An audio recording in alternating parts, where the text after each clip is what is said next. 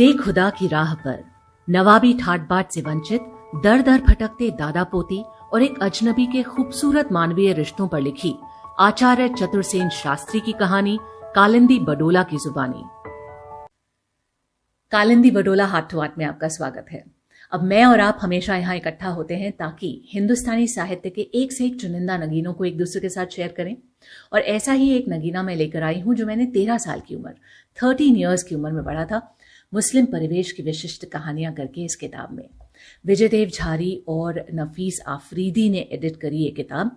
और इसमें नफीस आफरीदी साहब लिखते हैं कि शानी जो एक बहुत ही मशहूर कथाकार थे, उन्होंने लिखा था, अपने सारे आधुनिकीकरण के बावजूद हम में बहुत कुछ ऐसा बचा रह जाता है जो घर, समाज, धर्म और इतिहास हमें विरासत में सौंप कर चुपचाप चले जाते हैं और इनकी जड़ों की गहराई का कई बार हमें ही पता नहीं होता।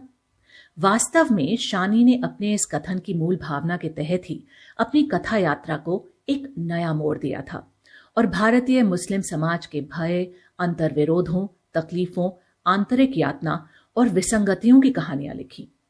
बाद में मेहरुन्निसा परवेज, ख्वादा बदिउज्जमा, इब्राहिम शरीफ, नफीस आफरीदी इस परंपरा से जुड़ते चले गए। इन युवा पीढ़ी के कहानीकारों ने मुस्लिम परिवेश के अंतर जगत को बाह्य संसार से जोड़ने वाली यथार्थपरक कहानियां लिखी। इनके अतिरिक्त प्रेमचंद, यशपाल, जैनेन्द्र, उपेंद्र नाथ अश्क, चतुरसेन शास्त्री, भीष्म साहनी, मोहन राकेश, महीप सिंह, शैलेश मटियानी, असगर वजाहत, सूर्यबाला, अफरोज शाहीन और प्रभु जोशी की मुस्लिम परिवेश पर कुछ सशक्त और महत्वपूर्ण कहानियां भी सामने आई हैं। और मैंने जो कहानी आपके लिए चुनी है वो है आचार्य चतुरसेन शास्त्री की लिखी कहानी। 13 साल की उम्र में जब मैंने इसे पढ़ा था तो थोड़ी मैं हिल गई थी, थोड़ा इसने मेरे मन को कुरेदा भी था, क्योंकि इसमें दो ऐसे लोग दिखाए गए जिनको आपको पता है कि वो एक दूसरे को बहुत ज़्यादा चाहते हैं, लेकिन मर्यादा की एक लकीर है जो उन्होंने ये सोचा कि वो पार नहीं करेंगे। और क्यों नहीं करेंगे, ये सवाल मुझे बहुत देर तक कचोटता रहा। खैर, आचार्य चतुरसेन शास्त्री की ये कहानी दे खुदा की राह पर बेस्ड है इस प्रिमाइस पर कि बादशाहत गई, नवाबी गई, राजसी ठाट गए, मुस्लिम राजवर्ग तथा अन्य संबंधित लोगों की हालत खस्ता होती गई। कितने ही राजवंशी दर दर भटकने और भिखारी तक बनने को विवश हुए। मुस्लिम जीवन की इसी ऐतिहासिक यथार्थता का चित्रण है इस कहानी में, दे खुदा की राह पर।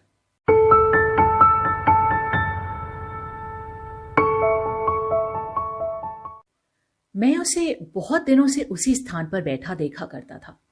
वो जामा मस्जिद की सीढ़ियों के नीचे एक कोने में बैठा रहता था। उसके हाथ में एक पुरानी ऊनी टोपी थी, उसी को वो भिक्षा पात्र की भांति काम में लाता था। उसकी अवस्था 70 को पार कर गई थी, फिर भी वो बहुत मजबूत दिखाई पड़ता था। उसका कंठ स्वर सतेज और गंभीर था। उसके चेहरे पर एकाध चेचक के दाग थे। उसके मुंह से निकले हुए शब्द दे खुदा की राह पर ही सदा सुन पड़ते थे। दूसरे शब्द बोलना वो जानता था या नहीं, कह नहीं सकते। उससे कभी कोई बात नहीं करता था। बातें करने पर वो कभी जवाब भी नहीं देता था। लोग उसे बहुधा पैसे दे देते थे। पैसा टोपी में डालने पर उसने कभी किसी को आशीर्वाद नहीं दिया, परंतु उसके चेहरे के भाव जो निरंतर अमिट रूप से बने रहते थे, देखकर अनायास ही मनुष्य की उस पर श्रद्धा हो जाती थी। संभव है वो मन ही मन आशीर्वाद देता हो। बहुधा मैंने देखा था लोग चुपके से उसके निकट जाते, पैसा उसकी टोपी में फेंकते और धीरे से खिसक जाते थे। वो तो अपनी अनवरत गति से दे खुदा की राह पर की आवाज थोड़ी थोड़ी देर बाद लगाता रहता था। घर से दफ्तर जाने का मेरा रास्ता जामे मस्जिद होकर ही था। जामे मस्जिद से मैं ट्राम पकड़ता था। ट्राम की प्रतीक्षा में कभी कभी मुझे कुछ देर अटकना पड़ता था। वो सीढ़ियों के जिस नुक्कड़ पर बैठता था, वहां मैं ट्राम की प्रतीक्षा में खड़ा रहता था। उस समय ट्राम आने तक मैं उसके एक रस और एक सी भाव भंगी से परिपूर्ण चेहरे को, आने जाने तथा पैसे देने वालों को और उनकी पोशाक भावना को ध्यान से देखता रहता था। मुझे इसका कुछ चाव सा हो गया था। मैंने उसे कभी कुछ नहीं दिया। 1 पैसा देते हुए मुझे शर्म लगती थी, अधिक देते भी शर्म लगती थी। सभी तो पैसा देते थे, मेरा अधिक देना दंभ में सम्मिलित था। फिर मेरी आमदनी इतनी संक्षिप्त थी कि मैं अधिक दे नहीं सकता था। और ये तो रोज का धंधा ठहरा। वर्षा के दिन थे, दिन भर पानी बरसा था। दफ्तर जाती बार देखा वो एक कोने में खड़ा भीग रहा था। उस दिन उसे इस प्रकार निरीह भीगता देखकर मन पर आघात लगा। जी में ऐसा हुआ कि इसके लिए कुछ तो करना ही चाहिए। दफ्तर से जब मैं लौटा तब भी वो अपने स्थान पर बैठा था। बदली खुल गई थी। उस दिन मुझे दफ्तर से लौटते देर हो गई थी। अंधेरा होने लगा। मैं एक क्षण भर रुककर उसकी ओर देखने लगा। वो अपने स्थान से उठा। उसने धीरे से, मानो वो आत्मनिवेदन कर रहा हो, कहा, या खुदा, आज तो कुछ भी नहीं। उसने गंभीरता से अपनी दाढ़ी हिलाई और अपनी लाठी देखता हुआ चल दिया। मैं भी मंत्रमुग्ध की भांति उसके पीछे हो लिया। मुझे उसके प्रति कौतूहल हो रहा था, क्योंकि उन सुपरिचित शब्दों के सिवा प्रथम बार ही मैंने उसके मुंह से निकलते ये शब्द सुने थे। वो पतली और संकरी गलियों को पार करता हुआ धीरे धीरे उसी लाठी की आंखों से राह टटोलता हुआ चला जा रहा था। पीछे पीछे मैं था। बस्ती का शानदार भाग छूट गया था। अब वो गरीबों के टूटे फूटे घरों के पास था। अंत में खंडहर के समान घर के द्वार पर वो खड़ा हो गया। उसने कुंडी खटखटाई और एक किशोर बालिका ने आकर द्वार खोल दिया। यद्यपि मैं कुछ दूर पर था, फिर भी मैंने उस सुकोमल मूर्ति को देख लिया। उसे देखकर आंखें हरी हो गईं। उन आंखों ने भी मालूम होता है मुझे देख लिया। यद्यपि उन दूध समान स्वच्छ आंखों की दृष्टि पड़ते ही मेरी आंखें नीचे को झुक गई थी। फिर भी जैसे मेरा मूक निवेदन वहां तक पहुंच चुका था। वृद्ध को इस बात का कोई ज्ञान न था कि मैं उसका पीछा कर रहा हूं। वे दोनों भीतर चले गए। दरवाजा बंद हो गया। मैं फिर भी खड़ा कुछ सोचता ही रहा। ये बूढ़ा भिखारी कौन है और इसके साथ ये अनिंद सुंदरी बाला कौन है? मेरी दृष्टि बंद द्वार पर थी। द्वार खुला। वे ही आंखें एक बार दोलायमान होकर मेरे मुख पर अटक गईं। मैं चमत्कृत होकर देखने लगा। उसने संकेत से मुझे निकट बुलाया और कहा, आप बाबा से कुछ कहा चाहते हैं?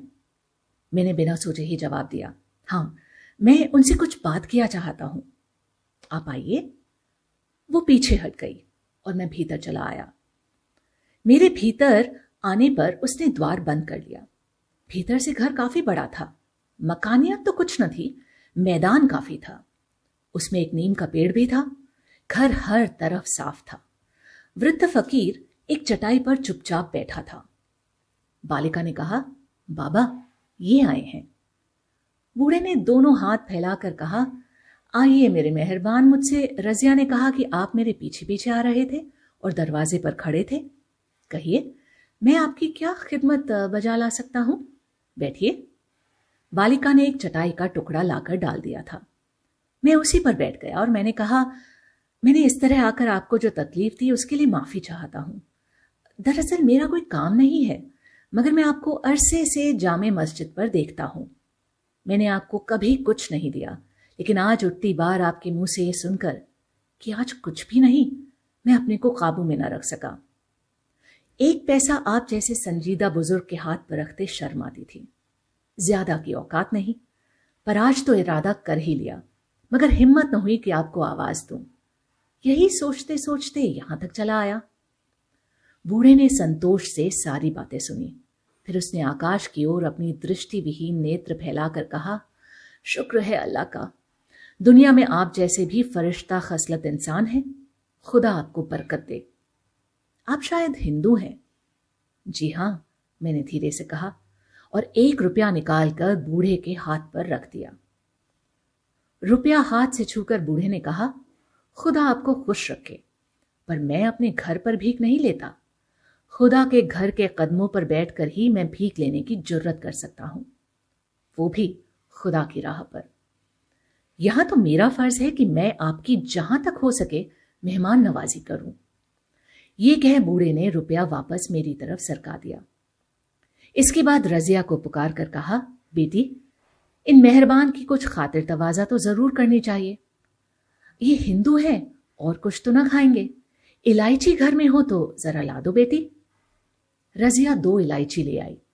वो घुटनों के बल मेरे सामने बैठ गई। उसने अपनी सुनहरी हथेली मेरे सामने फैला दी। उस पर 2 इलायचियां धरी थीं। उसने मुस्कुरा कर कहा, इलायचियां लीजिए, घर में तश्तरी नहीं है। घर में तश्तरी नहीं है, ये शब्द उसने कंपित कंठ से कहे। बूढ़े की आंखों में आंसू भर आए। उसने कहा, तश्तरी नहीं है तो उसका रंज क्यों बेटी? उसने फिर आंसू पोंछ कर कहा, मेहरबानी मन, बिटिया की नजर कबूल कीजिए, जिससे मेरी और मेरे खानदान की इज्जत बढ़े। मैंने इलायचियां ले ली। मैं इस फेर में पड़ा, क्या सचमुच बूढ़े का कोई खानदान भी है? रुपया देने के कारण मैं लज्जित हो रहा था। मैंने कहा, मेहरबानी करके आप अपने कुछ हालात बताएंगे और कोई ऐसा काम भी जिसे करके मैं आपकी कुछ खिदमत बजा लाऊं।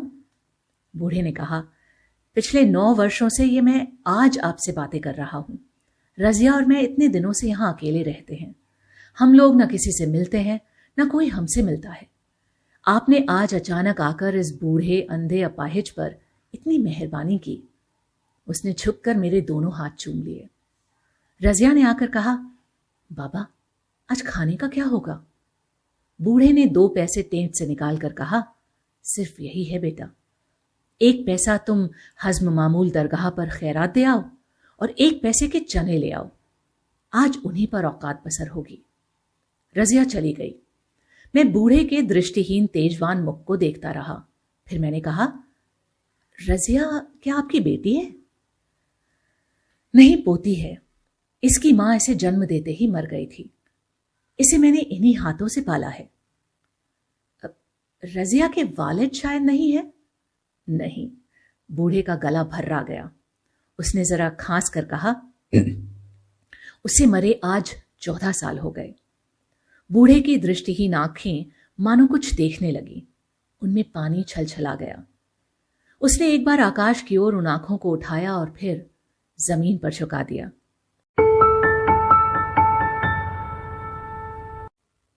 मुझे ऐसा मालूम हुआ कि बूढ़े का जीवन गंभीर भेदों से परिपूर्ण है, परंतु मुझे उससे कुछ पूछने का साहस नहीं हुआ।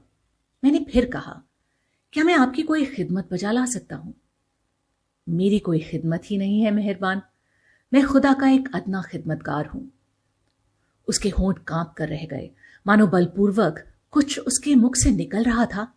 वो उसने जबरदस्ती रोक लिया।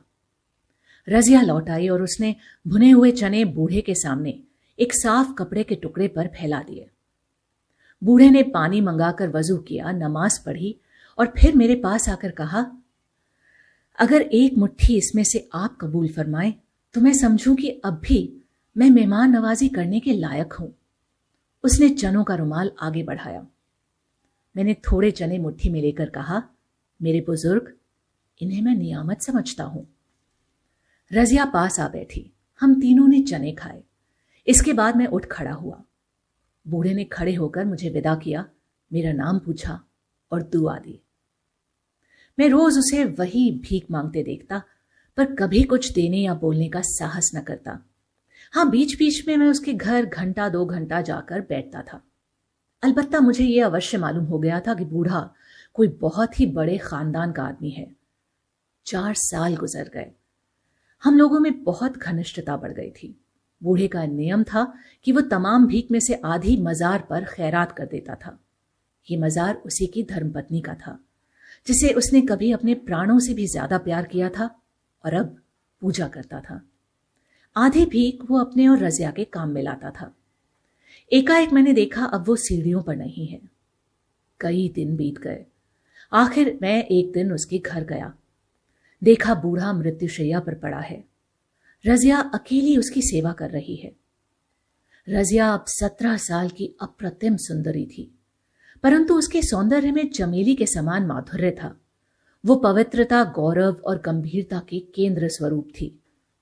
उसके गुणों पर मैं मोहित था और मेरे मन में उसके प्रति आदर था।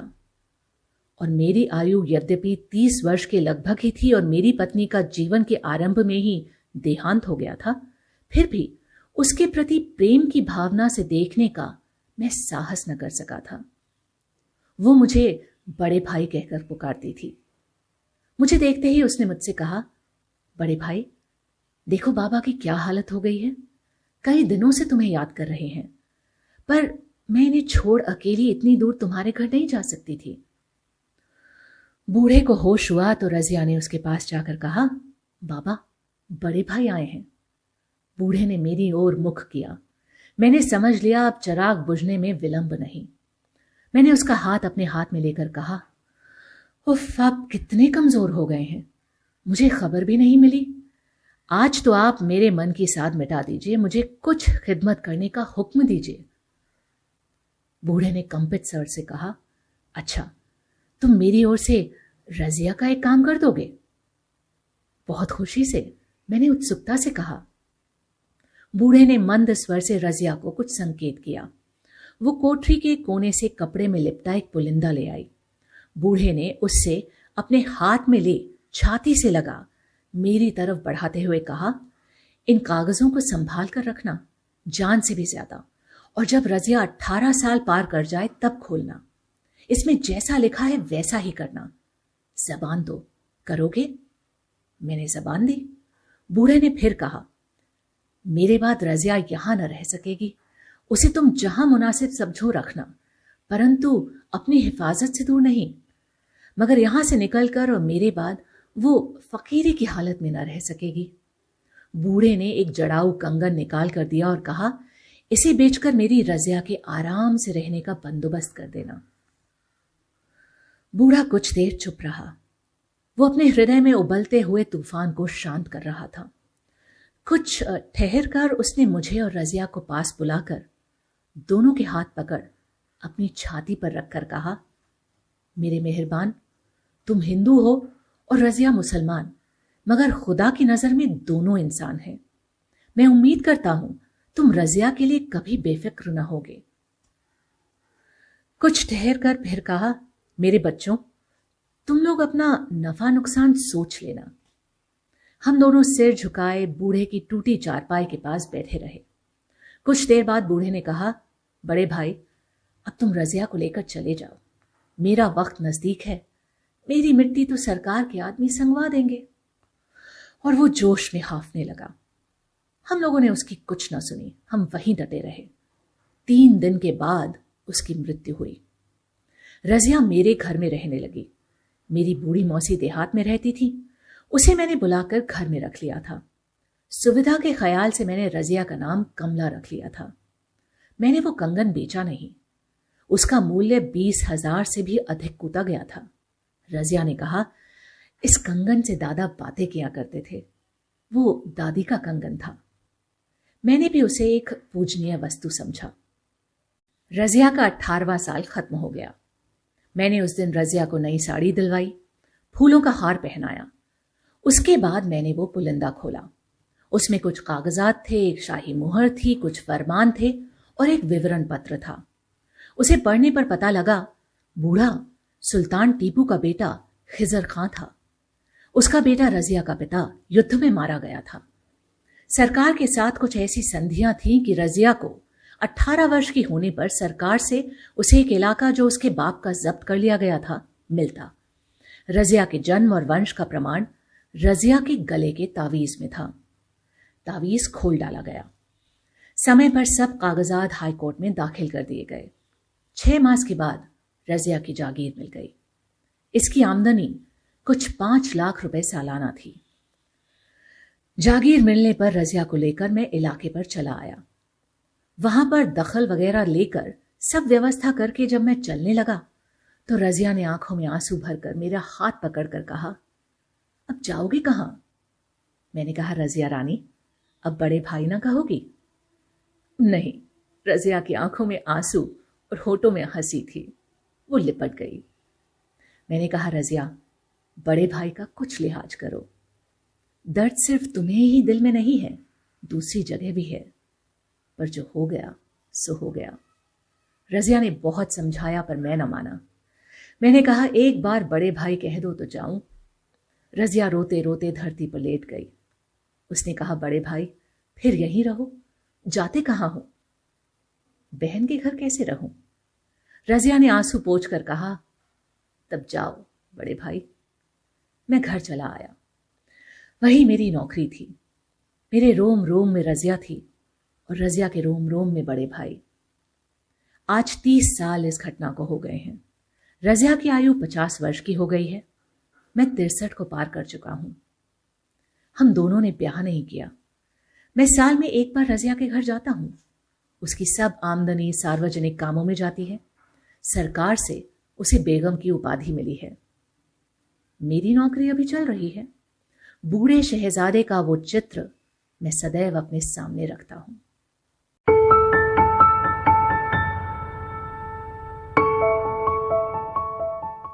कालिंदी बडोला हाथ टू हाथ में आज मैंने आपके साथ ऑडियो स्टोरी के रूप में शेयर करी कहानी आचार्य चतुर्सेन शास्त्री की लिखी मुस्लिम परिवेश की विशिष्ट कहानियां नाम की।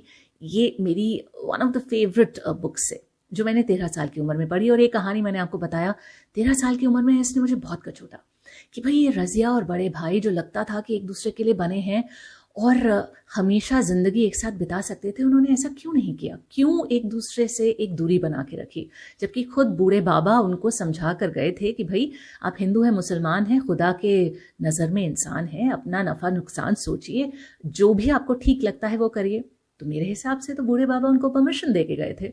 तो ऐसा क्या हुआ कि इन दोनों ने कहीं पर वो जो बड़े भाई ने मर्यादा की जो रेखा थी उसको क्रॉस नहीं किया। और फिर बाद में समझ आया कि वो उस उम्र में उस रजिया को मिले थे जब वो बहुत छोटी थी। और उस वक्त पर जब उसने बड़े भाई उनको कहना शुरू कर दिया था तो कहीं ना कहीं शायद उनको ये लगा कि जो रिश्ता उस वक्त बन गया उस रिश्ते की मर्यादा को मुझे क्रॉस नहीं करना चाहिए। खैर, ऐसे अमर प्रेम को ठुकरा देना मतलब उसको फ्रूटफुल ना बनाना, इसके लिए बहुत बड़ा जिगरा चाहिए होता है जो रजिया और बड़े भाई में ही रहा। लेकिन यहाँ पर ऐसे ही ऑडियो स्टोरी हम शेयर करते रहेंगे अगर आप मेरे साथ बने रहेंगे।